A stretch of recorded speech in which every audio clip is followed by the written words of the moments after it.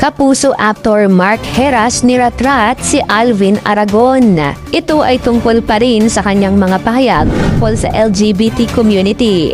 Para sa kabuuang ulat, alamin natin ang buong detalye.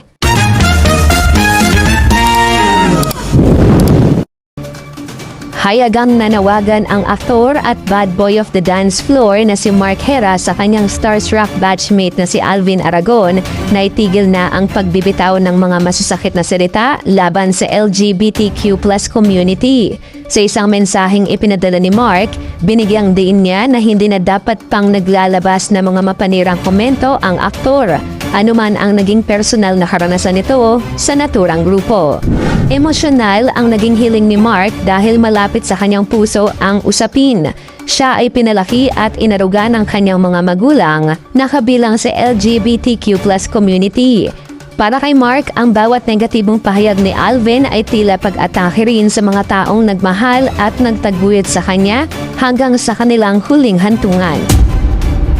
Iginiit ng aktor na kung mayroon mang hindi magandang karanasan si Alvin, hindi ito sapat na dahilan upang damay-damayin ang buong komunidad.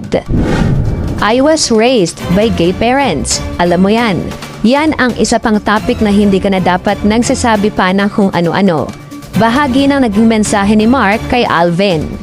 Ayon sa aktor, dapat ay naging maingat si Alvin sa kanyang mga sinasabi, lalo na't alam nito ang kanyang pinagmulan.